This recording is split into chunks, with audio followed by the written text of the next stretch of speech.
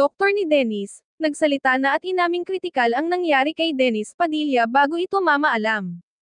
Tila ngayong araw nga lang isang malungkot na balita nga ang siyang ipinaabot ng doktor ni Dennis sa sambayanan matapos ang karumaldumal na nangyari dito, na halos ikaawa nila sa komedyante at TV host na halos mapaiyak din sila sa huling habilin at sandali nito.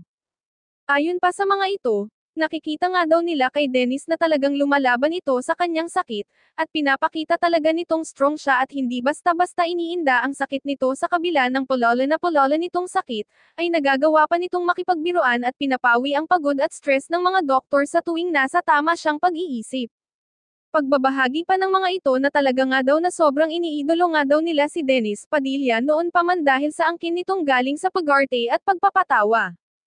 Ngunit sa kabila naman nito ay sadya nga daw na pinipilit nga daw nilang maisalba ang buhay ni Dennis, dahil sa edad pa nga lang daw nito ay kaya pa nitong lumaban at kayanin ang pagsubok na dumadating sa kanya, ngunit sa huli nga daw ay tuluyan na itong bumitaw dahil sa tindi na sakit nito.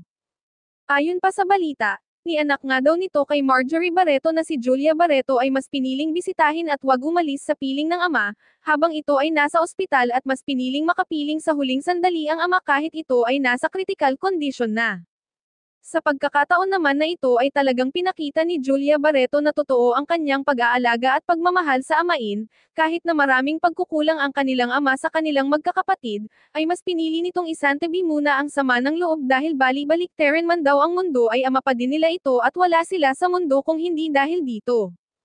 Kasunod nito ay pinapakita at pinapagaan nga daw niya ang loob ng kanyang ama, upang maibsan ang nararamdaman nitong sakit dahil kung ipapakita niyang siya ay nawawalan na ng pag-asa ay doon mas panghihinaan ng loob si Dennis, at ito na nga din daw ay sakripisyo niya sa ama sa huling sandali nito.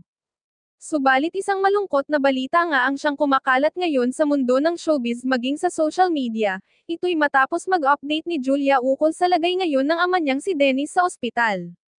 Ayon kay Julia, today April 14, 2025, I'm sadly to announce that Dennis Padilla, my father, passed away. I even had the chance to make you proud. I never even got to say goodbye to you, 'cause I found out by my mom waking me up in tears saying the angels took you. That day my heart legit sunk so far into my stomach that I just cried and cried. I miss you so much, words can't even explain. I wish you were still here today. Because the world feels so empty without you, but you up there. You'll forever be by my side, not physically but spiritually. You really hope you're looking down on me with a smile saying that's my child. You'll forever be my favorite father and friend as well. I remember all of our memories like they happened yesterday. I'd do anything just to hug you, laugh with you until we can't breathe. I'd do anything legit, anything. I love you forever and we will miss you till we meet again, my daddy. Samantala sa madamdamin namang naging panayam ni Julia para sa amang si Dennis, ay madami ang nalungkot at hindi pa din makapaniwala sa biglaang pamamaalam ng TV host at komedyante na ito sa mundong ibabaw, dahil sa okay na daw sana ang lahat sa pagitan ng pamilya Padilla at pamilya Barreto ay agad naman siyang binawian sa kanyang pangangatawan at nabalo agad si Marjorie nang wala sa oras, maaring sa punto na ito ay may dahilan ang lahat ng nangyayari sa kanila. May isa pa ngang naging video clip si Dennis sa ospital kung saan ito'y lantang gulay na at wala ng buhay.